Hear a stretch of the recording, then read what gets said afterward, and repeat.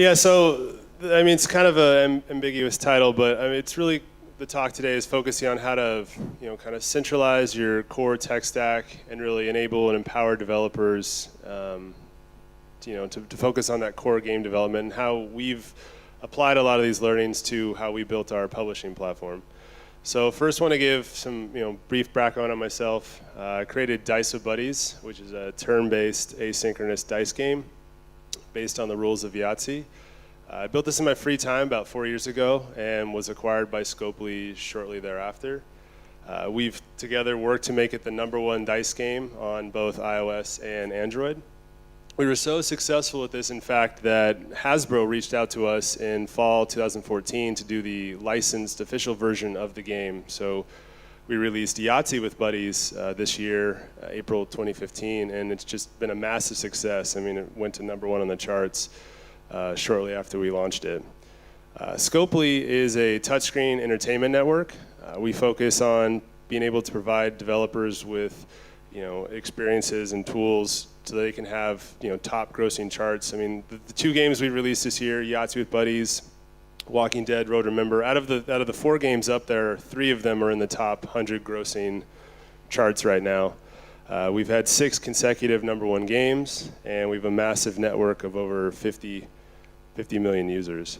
So I want to kind of take a moment to talk about what we did after, once we'd made Dice, we wanted to make additional games. But we didn't want to have to start from scratch every single time. I mean, a lot of companies do this where, okay, it's time to make the new title. Let's just start from empty code base and then continue forward. And we didn't want to do this because we have to keep focusing on reinventing the wheel each time. So we wanted to just analyze what makes up the games. And I've kind of broken it out into what I call the foundational game elements. So at the very bottom, you have your foundation, which is going to be, crash reporting, ads, A/B testing, live ops, analytics. I mean, these are things that don't change from game to game, or even games or apps. I mean, it's basically the same. So if we're building a house, this is the concrete foundation of which you're going to build it on. Then you have more of the game-specific elements. I mean, these are things like cheat prevention, achievements, authentication. They do differ between game and game, but not really. I mean, these would be your walls of your house. I mean, they might be a different color, different size, but a wall is a wall. And then you have your core game loop on top of all of that, and that's very different from game to game, just like the inside of the house is very different. So we wanted to be able to kind of standardize the bottom 2 tiers, the game-specific elements and the foundation elements, and then when we go to make a game, we really just kind of have to focus on how are we going to do some of the game-specific stuff, and then really just spend all our time up there on the core game loop, which is one of the most important parts of the game. So a lot of our motivation, like I was saying, on why we wanted to do this was speed. The faster you can get stuff out to market, I mean, the more times you have up to bat, the better chance you have of hitting a home run. So the faster we could get things out by building on top of a proven foundation, the better chance we would have of getting one of those home runs. It also really helped with training. I mean, the fact that the technology was very similar between each game meant that we could have developers working on one game and then transfer them to working on a second game, and we didn't have to retrain them on everything they were doing. A lot of that fundamental layer was the same, and they could just need to learn how we were doing the core game loop a little bit differently. So that really helped with having people work on multiple projects. And then the quality, we could really iterate until things were perfect. I mean, oftentimes, when iOS 8 or 9 would come out, we'd find little quirks in our system, we could adjust it, and then all the games would benefit from those bug fixes. The same is also true with bugs. I mean, if you make a mistake, you'll introduce that in a bunch of titles, but it was more often the case that we improved everything rather than introduce mistakes. We also then got to really leverage teams for their strengths. We could let developers focus on building that core game loop and not have to figure out how to scale a real-time analytics platform. We could have other people that had experience with that do that sort of work. And this also let us prototype a lot faster. I mean, we could provide really rich prototype experiences where we could play test it in the wild because we were able to, we didn't have to reinvent all those features every single time. So sometimes I get some myths about standardizing. People always say, oh, well, if I standardize my tech stack, all my games are going to be clones of each other. That's not true at all. I mean, when I talk about standardizing, I'm not saying we have one code base and then we're just going to reskin it, and now we have game 2. I'm saying a lot of the common things, like how you track achievements from one game to the next, is probably going to be about the same. You can focus on making that stuff more generic, but still providing a very unique game experience. Or, no one will ever innovate or add new features because it's easy to just reuse. The opposite is actually true, because of the fact that you don't have to recreate, you can just focus on how you make it better. So typically when we reuse a feature from game to game, we get to spend time improving it and polishing it and adding additional bells and whistles because we're not having to start over each time. Or each game is so different, you can't standardize the components, such as analytics. And while this is a little bit true in the sense that, if you have a first-person shooter and you want to track how much health a player had when they reach level 7, that is pretty game-specific, but the way in which you track it is not. And there's also a lot of core analytics like monetization, retention, session length that isn't going to change from game to game. And if you can standardize a lot of that, your analysts will have an easier time dissecting most of the data. So how'd that go? So we, spent several years working on this, and so we were able to standardize the first 2 layers of that pyramid I was showing. We then built several games on top of that. We were able to get to market a lot faster, and we released 5 games on top of that, including Dice. That'd be game 6. And then 4 of those games went to number 1 within the first few weeks of being released. So it was very successful for us. So we wanted to get more into publishing as the company was starting to grow.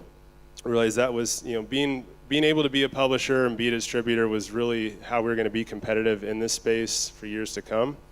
So we wanted to take a lot of the things that we had learned internally and be able to apply those for our partners when we publish their games. So we focused on setting out 3 core pillars of our publishing platform. They're optimization, monetization, and growth. And so if any of the features that we had from our previous titles didn't kind of fit these 3 pillars, we didn't want to include it. We really wanted to focus on, really that bottom tier, because that's what really is the same for everyone, and also that's what your house is built on top of. So, the initial core functionality that we've rolled out is, big data analytics. We want to provide a real-time analytic tracking platform so that people can see how their games are performing, see how KPIs are looking, really help us make decisions, helps with live operations. We built a player warehouse where we could then take that data, analyze it, ingest it back into the game, and provide a rich, unique experience to each player. This also helped with some of the performance prediction models. We can calculate LTV a lot better. We can know when players are going to drop off before they actually do drop off, so we can service them re-engagement and live operations to keep them playing. We also focused on our ad tech, being able to help games that have just IAP also monetize the users that don't plan on spending, because not every user will spend in your titles. And then we also focused on building a consistent customer experience across all our games, because the customer is the most important person that's playing your titles, and being able to help them with help tickets and FAQs in a standard way was very important. So you come into a Scopely game, you kind of know the experience you're going to get from title to title.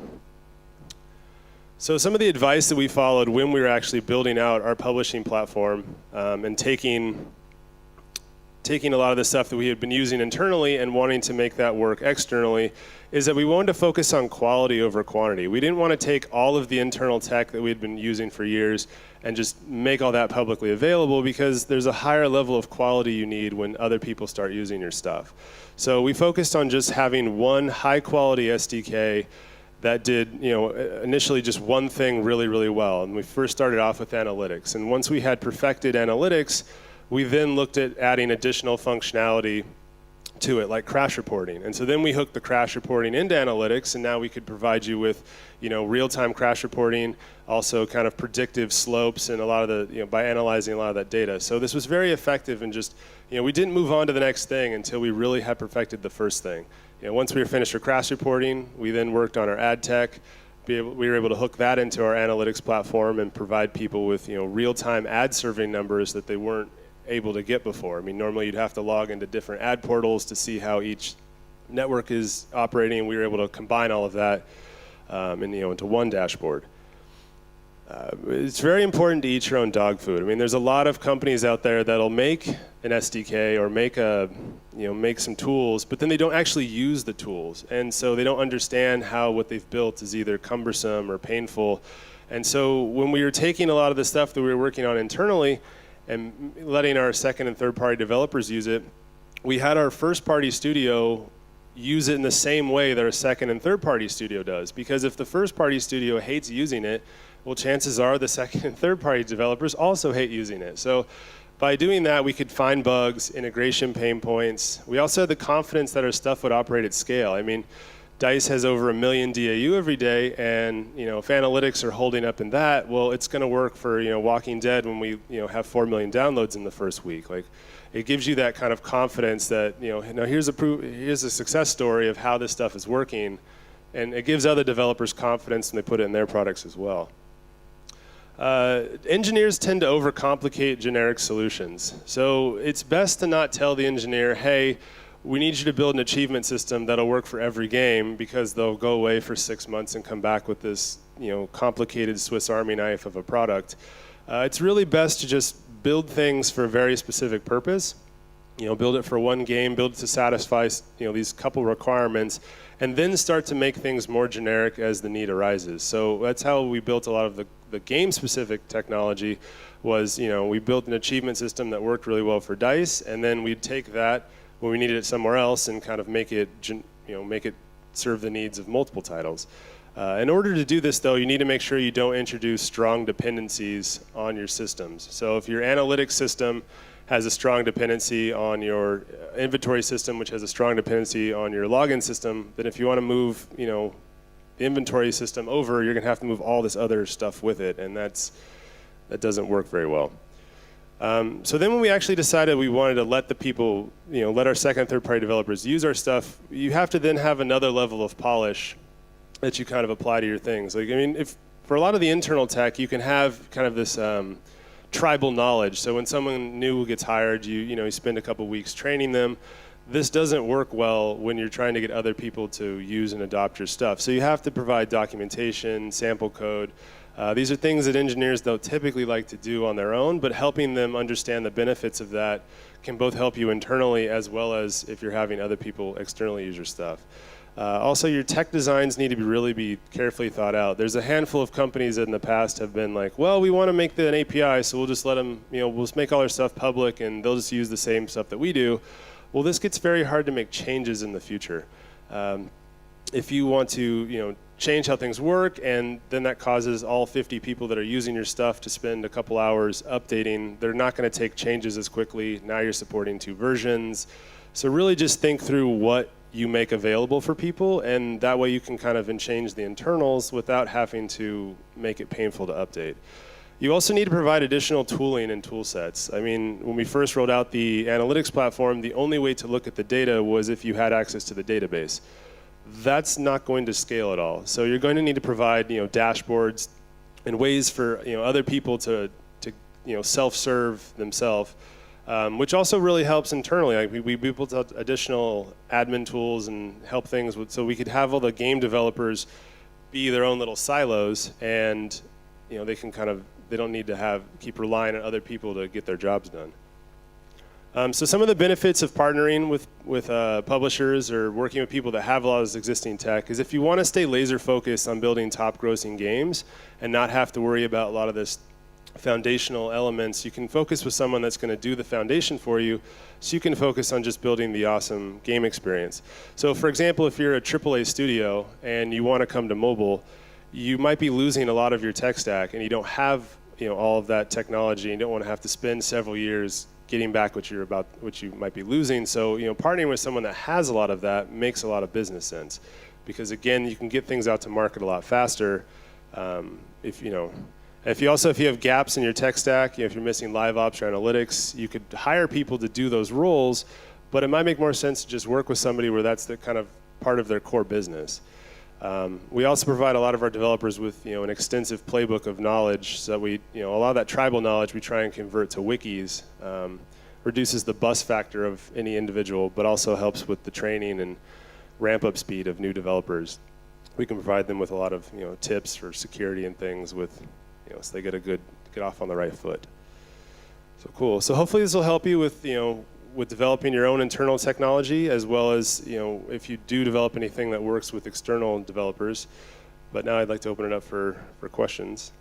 Like, what would be a case of a developer that you've worked with that didn't have to think about all this back-end stuff, of kind of a success story, not just your own titles, but does something pop to mind? Well, yeah. Well, Walking Dead was a good example of this. I mean, they had a lot of the existing kind of like game technology, but they were using all of our analytics technology, so we were able to help them with ads and also with tracking the numbers and KPIs. So when we launched that title, we were able to effectively spend and market the game a lot better because they were using our real-time analytics, and we could see how things were working in real time.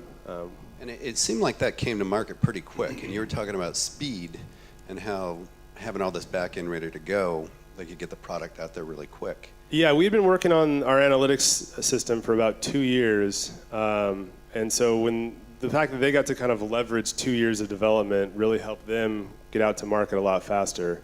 So kind of putting that together was really critical in getting them, getting the game out there. You were talking a lot about SDKs, and I wanted to hear a little bit more about the specifics of the SDK you were working with, and also the technologies of the big data calculation that you are doing in your back office, and the dashboard you are supplying.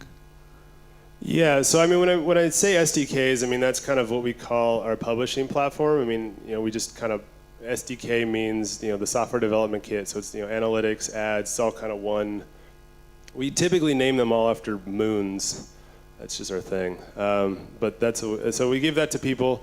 But in terms of like the big data, I mean, we're using things like Hadoop and Redshift, and we have like Java servers that are analyzing this stuff. Goes through Kinesis, and then analysis. We'll look at it later, and the dashboards are just kind of they're hooks into a lot of that. Once you kind of standardize a lot of your data, you can then provide dashboards that then display that data in real time. So like, how many installs do we have? How many crashes do we have right now? How much IP have we earned hour over hour? And then it really helps with like, is there a bug or a problem? I mean, any PM can look up and see like, why are installs down? Why is revenue down? And then engineers can go look through logs and figure out like, oh no, there's some bug we just deployed. Like, what's going on?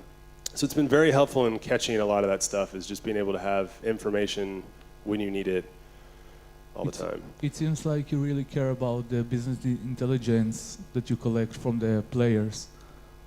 Yeah, I mean, it's helpful to understand what the players are doing. I mean, we're not tracking players. Like, privacy is important to us, but it's helpful to understand how people are using your product so that you can make a better experience for that user. So if you don't have analytics, you're kind of flying blind and just kind of making guesses. And I mean, I'm a pretty good guesser, but I work better if I have. Also kind of depend from game to game or genre to genre. So we do kind of define what we call kind of core KPIs. So like Dice, for example, is a very retentive game. So it kind of drives kind of the retention marker for what your retention should look like day 1, day 7, day 30. So when we launch new games, if they have day 1, 7, and 30 retention that's not up to par of kind of Dice or even in the ballpark, I mean, that's very concerning for us. And the same goes true with the monetization. We compare across all our games. We also analyze and compare against other games of a similar genre to see how they're doing. I mean, because it's not fair to compare necessarily like a high session game like Dice to a longer session game like Walking Dead. Like, the KPIs won't match up 100%. So we also look at what are the KPIs of games that we're competing against in that title. That's very important when defining those out. I can't give you like specifics on like these are good KPIs for an RPG game or good KPIs for a casual game. I mean, that's kind of proprietary. So you're just comparing to what you have, basically. Comparing to what I have and compare what else is in the market. I mean, there's lots of tools out there to let you kind of look at other people's data. Yeah. If you're seeing that the title is not doing as well as what has been in the past, your experiences with using the Scully services, do you have some sort of consultation, or are there little flags that go off and you Yeah, help? so we have what we call kind of gate reviews, where basically as a game is being developed, it goes through several gates where we kind of analyze, like, all right, this is your first playable. What do your numbers look like? Let's do a beta launch. Let's see how things looking. Okay, things are concerning. We're going to fail your gate review, and you're going to have to fix those things before moving on to the next gate. And the only way to get to a global release is by satisfying all your previous gates. So if we, a game we're working on right now, we noticed that the retention numbers weren't up to par. So we just spent several cycles working on the retention and working on adding features and functionality and polish to bring the retention up. And once we got the retention where we wanted it, we went, okay, cool, let's look on the next one. Let's get the monetization up as well. And then, now it's moving on to being globally released in like Q1 or Q2. So This is all for the soft launches, for the play tests before you actually global release, or this is after global release? no, after global release is too late. I mean, typically you get one shot to launch a game globally, so you want to be launching it with your best foot forward. So all the gates are for the stuff leading up to the global launch. So I mean, we'll have a gate with just like internal beta testing. That'll move into a soft launch. You might have several soft launches before you actually globally launch. You might die in the soft launch territory because maybe it's just not working out and you need to do something else. So the gates help protect you from having, this global launch that just kind of fizzles out, because that's a waste of money.